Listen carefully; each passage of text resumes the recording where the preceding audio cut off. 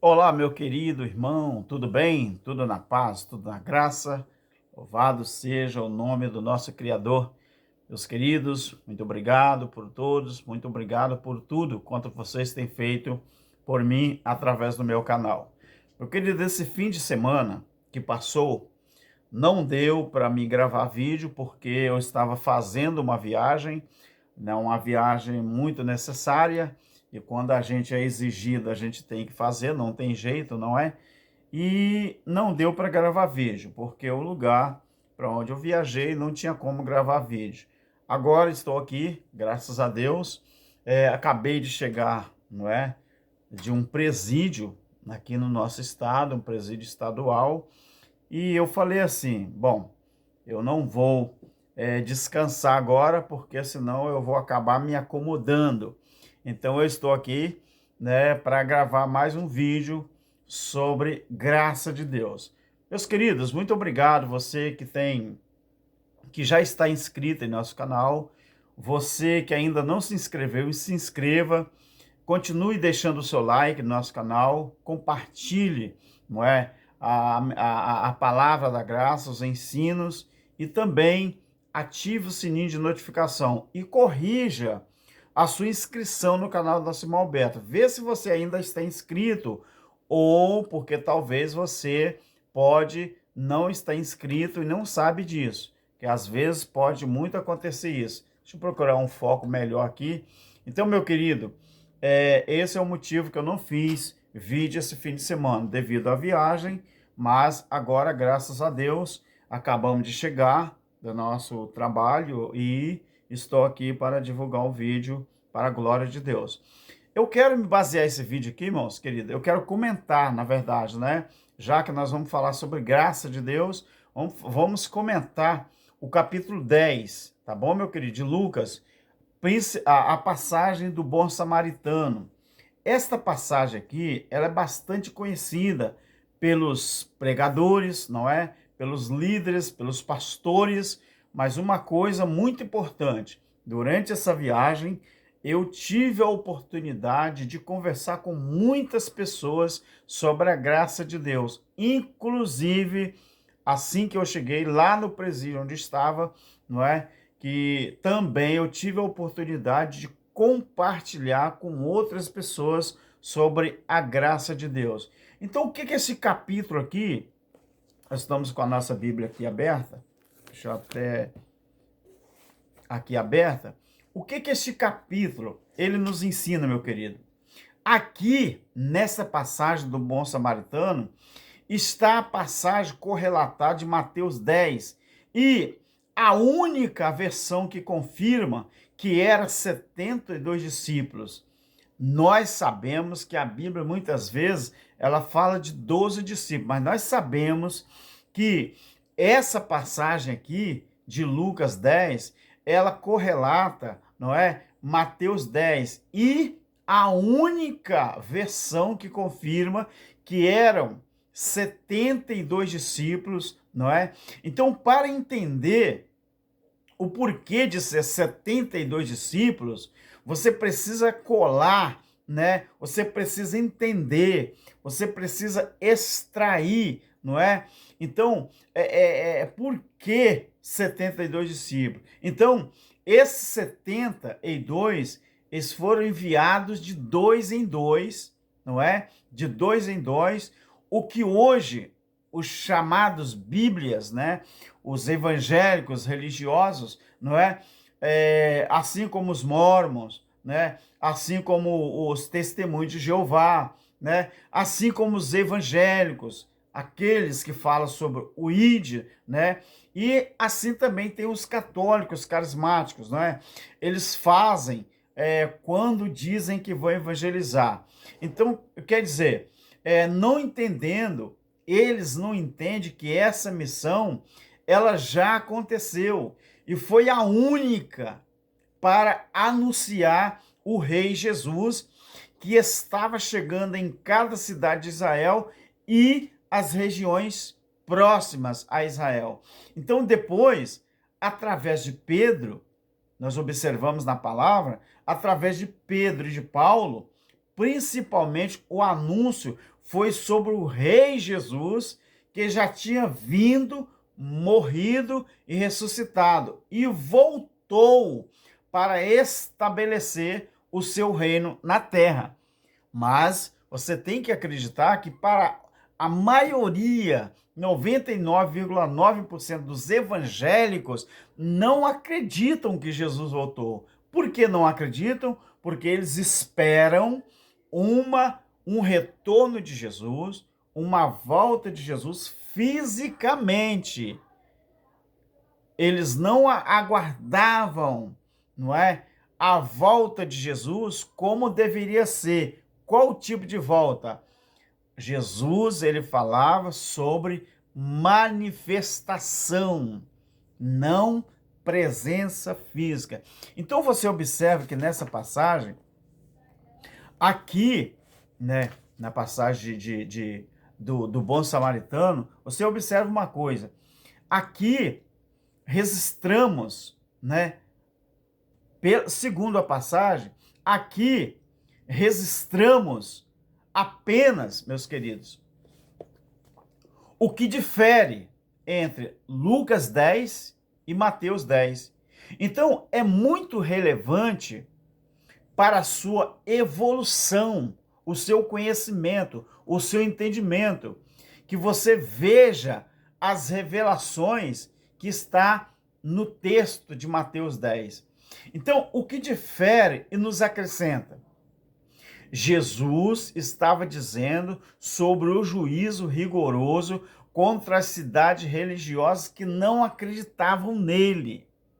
Logo após, você vai ver a questão do bom samaritano. Então, Jesus, ele fala, Jesus estava dizendo sobre o juízo rigoroso que havia de acontecer contra as cidades, né, religiosas que não acreditavam nele, mas sim nos seus raciocínios, nos seus pensamentos, na sua religiosidade. Então, por esta razão, os pagãos de Tiro e os de Sidom e até os liberais de Sodoma, não é? Eles iriam para o estado de descanso imaterial que poeticamente, não é, chamados de céu, poeticamente chamado de céu, mas os religiosos de Cafarnaum, por exemplo, iriam para o estado de tormento imaterial, que também, poeticamente, chamavam de quê? Hades, inferno. O inferno, que quer dizer, nesse sentido. Então, poeticamente, essa é a linguagem. Então, o que acontece? Então, esse inferno seria um lugar no centro da Terra, né, com departamentos de tortura, né, criado na Idade das Trevas. Então, Jesus Cristo, ou Jesus Cristo, ele disse: aqueles que ouvirem a vocês estarão me dando ouvidos, a quê? Aqueles que ouvirem a vocês estarão me dando ouvido, mas aqueles que rejeitarem vocês estarão me rejeitando. Então, o que acontece? Nós observamos uma coisa muito interessante. Depois de terem ido a algumas cidades, os 72 voltaram entusiasmados, dizendo ao mestre: Senhor, olha o que eles falaram, Senhor, em teu nome, até os espíritos malignos se submetem a nós. Veja bem, o verbo que eles usam, nós, eles usam a primeira pessoa do plural. Então, preste atenção, que é interessante isso aqui. Então, depois que eles relatam isso aqui, o entendimento da gente abre para uma coisa. Após isso aqui, em seguida nós temos uma adulteração, que é uma adulteração de sinônimos. Por exemplo, na Bíblia que você tem, na Bíblia que muitos têm, você provavelmente, na sua Bíblia, você lê assim: eu vi Satanás caindo do céu como um relâmpago. Este eu vi, não é? É uma alusão a Isaías 14:12, da adulteração de Lucifer, que foi feito na Vulgata Latina. Então, isso eu acredito que eu já falei em outros vídeos. Então, o que que acontece, meu querido? Esta alusão, eu vi que ali é mencionado, Lucas 10:19, é uma alusão a Isaías 14:12, que fala, que mostra, né, a adulteração que fizeram do verbo Lucifer na Vulgata Latina. Então, nós já falamos sobre isso. E isso aqui também é explicado de uma maneira muito, assim, não sei se foi proposital ou eles tentaram, no rodapé da Bíblia Católica, se você for consultar, você vai ver isso, entendeu, meus queridos? Então, o que que acontece? Ali, no rodapé da Bíblia Católica, eles assumem o erro, não é? Infelizmente, esse erro que foi endossado e foi agravado pelos evangélicos místicos, não é? Os religiosos. Então, sabe o que que acontece? Quando é proferido aquele verbo, eu vi, esta frase, eu vi, é no sentido profético de dizer, eu já sei, mas ela foi adulterada, essa adulteração do Lucifer na Vulgata Latina foi justamente, não é, para acontecer, para a gente entender de uma forma diferente. Agora, o verbo mesmo, eu vi, a frase eu vi, é no sentido profético de dizer eu já sei. Jesus quis dizer eu já sei, vai acontecer. Ou seja, é algo infalível, pois porque é algo infalível, porque na imatéria, quer dizer, céu, tudo é atemporal. É como dizer, Jesus morreu antes da fundação do mundo. Portanto, isso ainda vai acontecer, como é revelado pelo próprio João? Não. Então, quando ele diz, né? Quando ele diz, eu vi, que no sentido exato é eu já sei, ou vai acontecer, então, isso, naquela época, Jesus está falando, o eu vi, que foi adulterado pela Vulgata, né? O Vulgata, então ele quer dizer, é no sentido profético de dizer eu já sei, no sentido que vai acontecer. Então, como aconteceu, né, do jeito que aconteceu, como já aconteceu, isso aqui ainda não é uma coisa que vai acontecer para o futuro, do jeito que os religiosos queiram, mas já aconteceu, porque o juízo foi a manifestação e tudo se cumpriu em Cristo. Então, uma revelação muito importante, muito importante.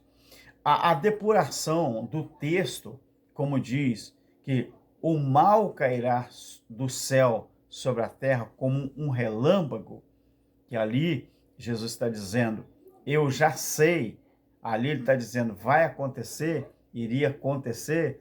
Então, a depuração desse texto, né, com o contexto diz, o mal cairá do céu sobre a terra como um relâmpago. Mas Jesus está dizendo, mas eu lhes dei autorização sobre cobras, sobre escorpiões, sobre todo o poder do mal. Então, o mal não atingirá vocês, Jesus está dizendo, mas alegrem-se, não porque espíritos do mal se submetem a vocês, pois eu lhes dei autorização, somente se alegrem se possuem a certeza de que o nome de vocês está escrito no livro da vida. Vamos fazer uma observação aqui. A nossa alegria, abrir um parênteses, a nossa alegria Porque Jesus está dizendo que a nossa alegria deve ser unicamente a certeza de que o nosso nome está inscrito na lista dos moradores do reino dele na terra. Que o reino está dentro de nós. Lucas 17, 20 e 21. Então, isso era para os discípulos ter alegria e ficar alegre pelo fato, não porque os espíritos imundos se submetiam a eles, mas sim por estar o nome dele escrito nos céus, ou seja, desfrutar o reino aqui nesta terra. Então Jesus revela que a revelação do reino havia sido ocultada aos sábios, quer dizer, da Bíblia, a antiga lei, aos sábios entendidos, mas que ela teria sido revelada aos desprezados pelo sistema. Qual sistema?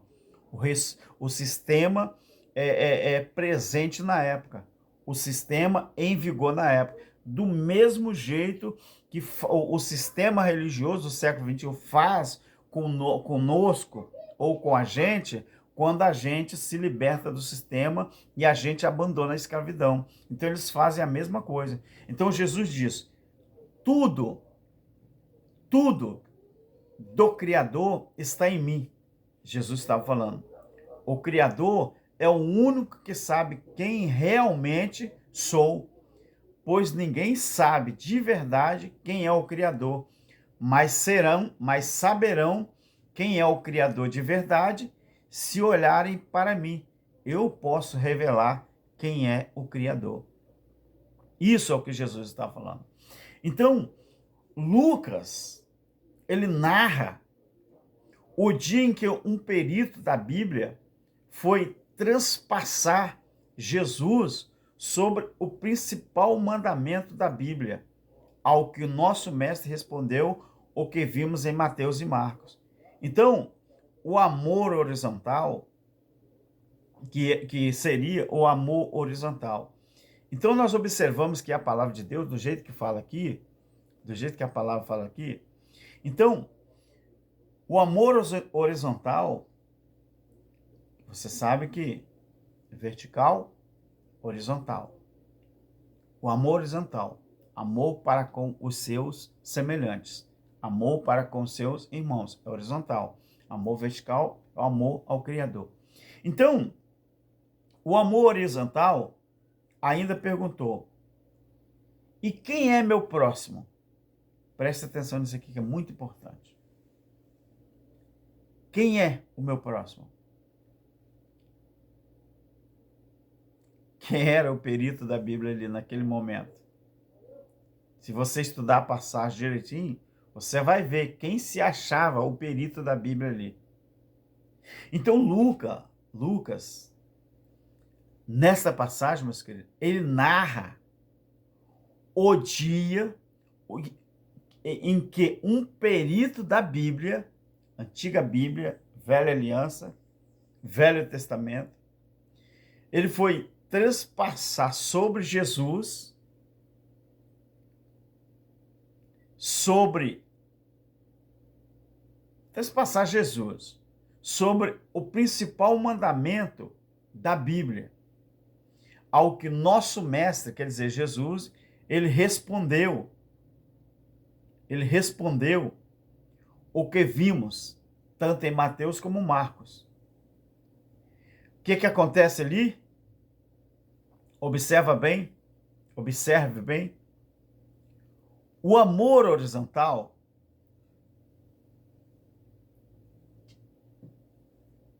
que é Jesus. Então Lucas, ele narra essa passagem aqui e Lucas acrescenta para nós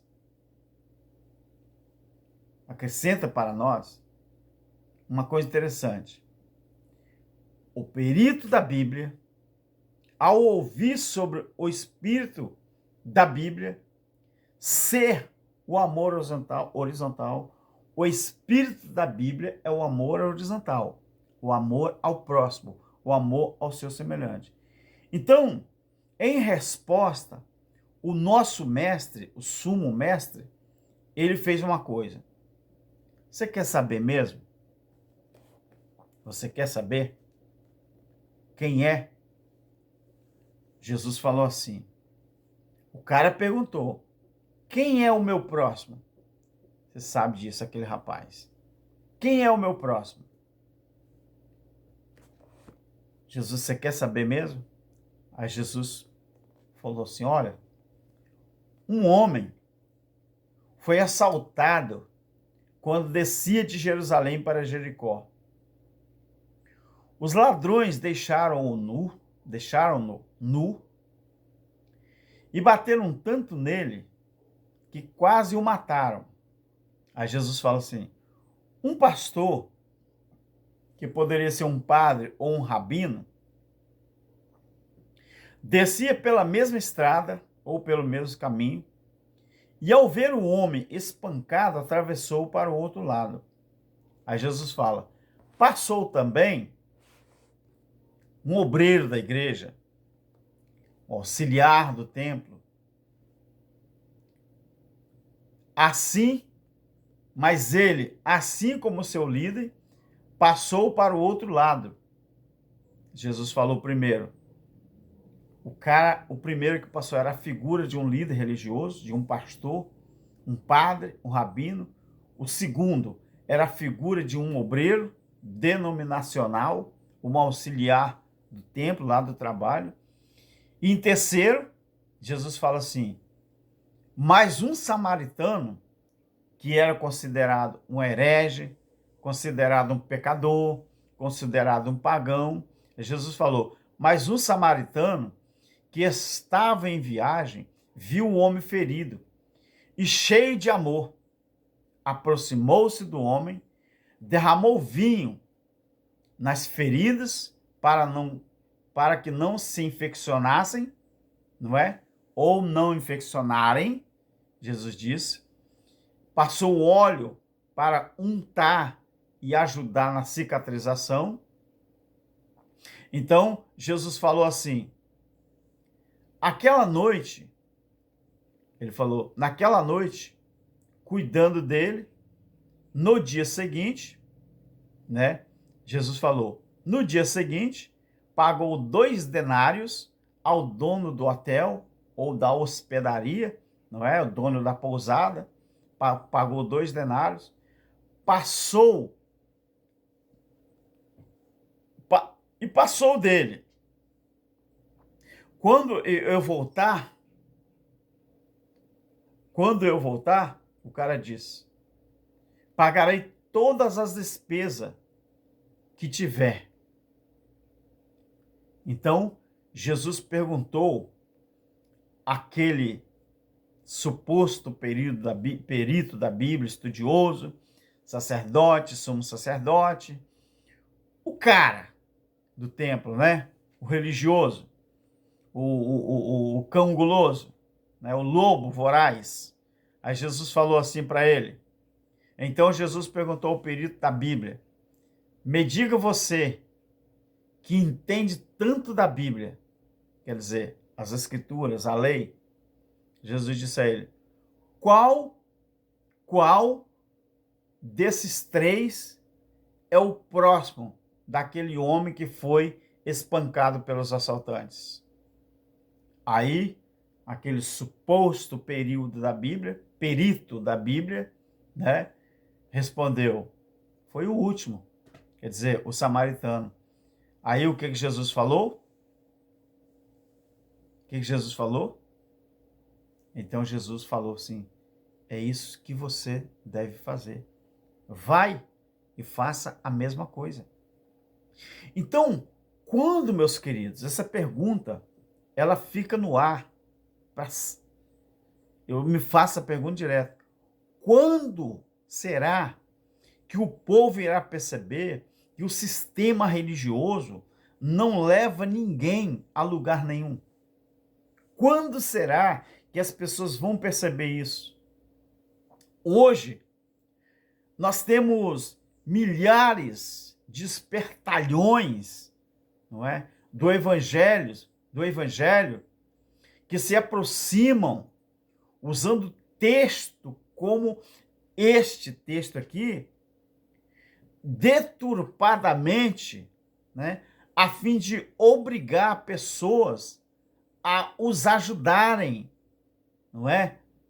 Como sempre, eu sempre estou falando isso. Então, como sempre ensino, nós não somos responsáveis pelos que se aproximam, mas pelos próximos horizontais.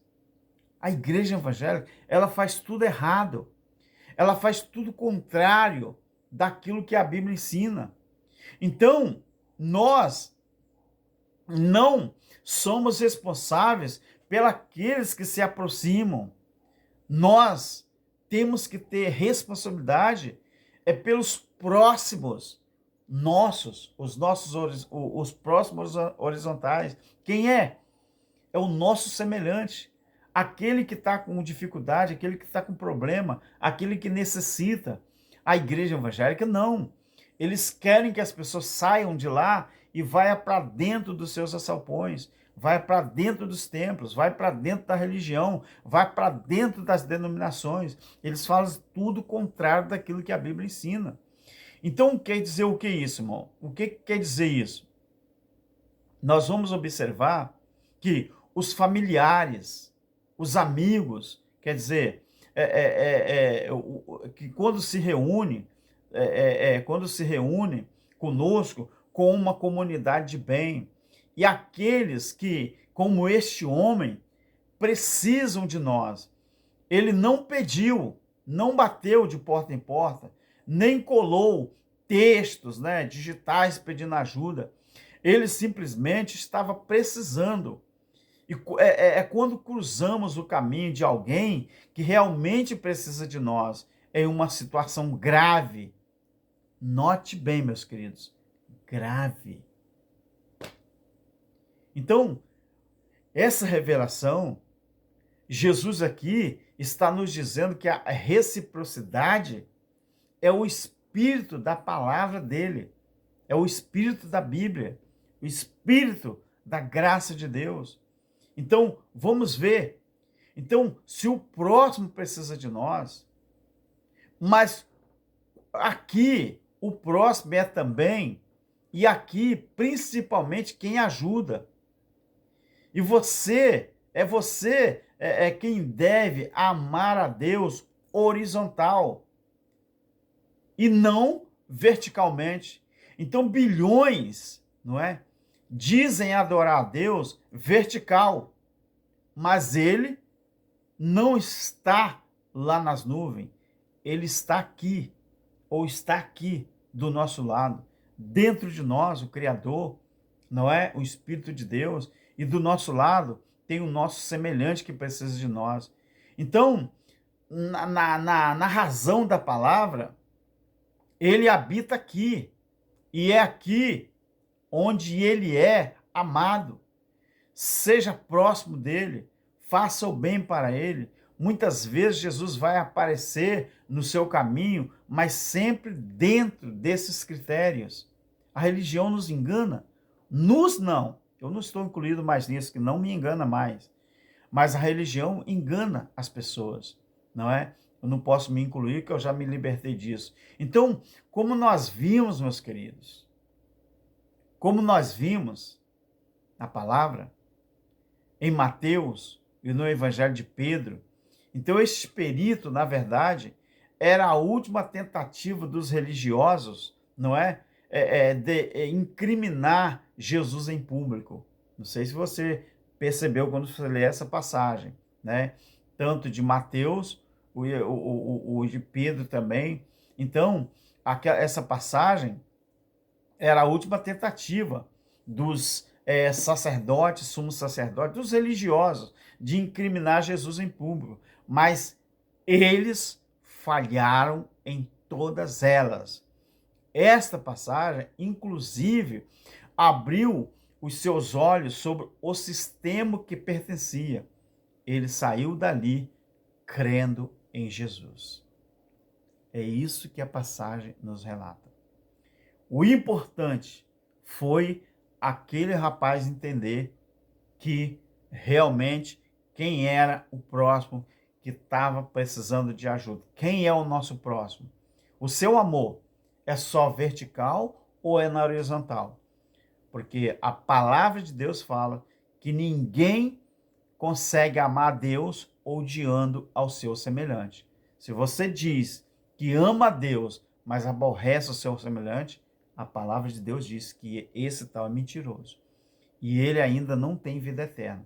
Porque 1 João, você pode estudar 1 João, capítulo 1, 2, 3 e o 4. E você vai entrar, principalmente 1 João, capítulo 3 e o capítulo 4. Você vai encontrar isso que eu estou falando.